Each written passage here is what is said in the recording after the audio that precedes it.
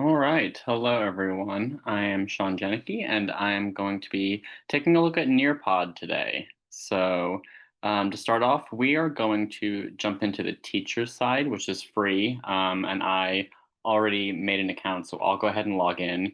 But they also do have administrator options that you can request quotes for your university, departments, institutions, whatever your need is. But we'll go ahead and log in. And it was super easy. You're able to link to the university or whatever institution you are at. You can also do it for free through Google, Apple, any of the other options. But I went ahead and just did it to Missouri. So this is a really cool resource. It's kind of the blend of PowerPoint, but you're able to embed ways for class participation really easily, as opposed to creating a poll or something in another resource and then putting it in Canva or PowerPoint. This is all really already built in, which is really cool. So they have a lot of different options. You can kind of save templates that I've done here that I've kind of browsed through. Or you can just jump in. So let's jump in. We're going to create a new lesson and let's explore the library and see what kind of options we have. These are all pre-made for specific topics and grades, but you can adapt them to whatever you're looking for. So let's take a look. We will just jump in English language arts. Let's see. So there are over 1,000 lessons, and some of these are just short videos that you can add into a lesson, and some are actual, like, let's take a look at this. Yeah, so this is an actual already designed lesson. So words of the year for 2024. So it'll give us kind of the overview of the lesson. And then embedded, it has ways that they've already made it collaborative. So a little area to share your thoughts. And you can do these either blind and take the option to identify anyone away, or you can do it open and everyone can share their thoughts. So we'll just go ahead and do that. And then it would be pending approval from the instructor. Then this one has another interactive. So it'll give you the instructions for the slide as is, and then you can interact in whichever ways you want to have the students interact.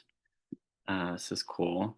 Yeah, so then you can go ahead and add this to your library. So we'll go ahead and save that, but it also gives you the option to edit, which is really cool. So maybe everything in the lesson is great for you, but you know your students and how they would get engaged, and maybe you want to edit it, a little more towards your students. So it gives you the option to come in and change things.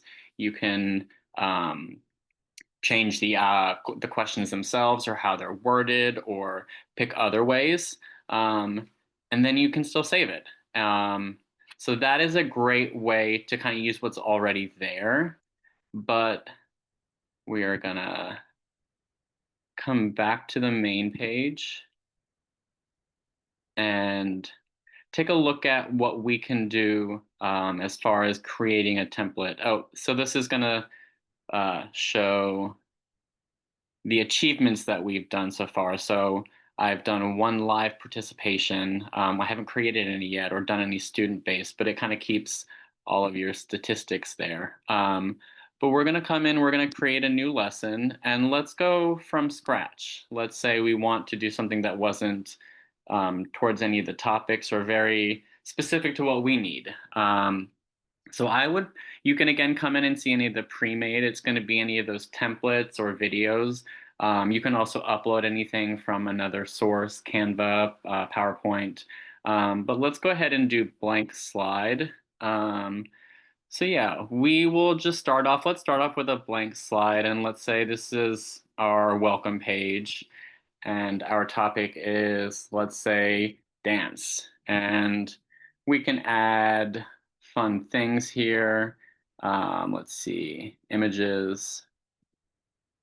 So we'll just do a Google search of dance, and cool. This one is great. We will pop that in there. And then we can edit these obviously as much or as little as we need to, but let's go ahead and say this slide is done. Let's do our next slide. Maybe we want to do a poll. Let's start off with a poll. So we'll add that, and then we'll come in here and let's say this is just to get everyone involved. And we'll add another one. All right, so then there is our poll, and we can advance this as much as we want. We can add some content to it, or we can just leave that kind of as is. Let's say that that poll is great. We want to add some more stuff. We want to do maybe a collaborative board. So let's come in and let's see, what can our topic be? It can be, where should you dance? And maybe their thoughts are, you dance in the gym, or you dance um, in dance class. So this is just another way for them to get interactive with the lesson. Let's see what other sources we can do, resources. Again, you can draw, you can do some sort of quiz, anything that you want to make this a really fun collaborative environment. We can also do video. It does really easy video.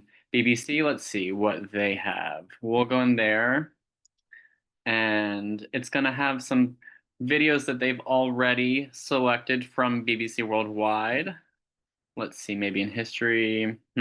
So maybe we don't find what we're looking for in here. So then we can just come into this resource and just take out that one. So we're not going to use the BBC one, but maybe we come in and we know of a really great video that we have on YouTube that we've already seen. So we'll add that, and then we can come in here and we can either search for it. If we already have it, we can put in the link directly. So again, just another way to use technology to make this fun. And then let's say we'll do one more. We'll do like a memory test at the end to see how everyone is feeling at the end of class.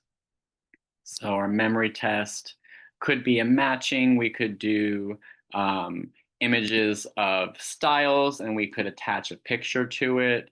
So let's say we'll do tap. We talked about tap at some point.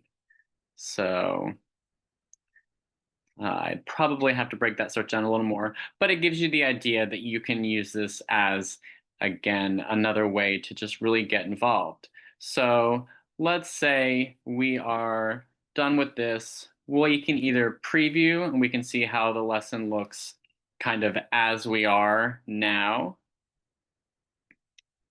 So we just started with the memory test. Let's say the preview was great, wonderful. We'll go ahead and save that, and we'll just exit it. We'll come back and edit later, but we'll exit. And now we have our lesson kind of already built in with some really fun ways to participate. Again, here was the things that we'd already kind of saved from earlier, and then the one that we're still working on. So I hope you all are able to use Nearpod in your classrooms of your choosing, and find some really fun interactive ways to enjoy this technology. Thanks so much.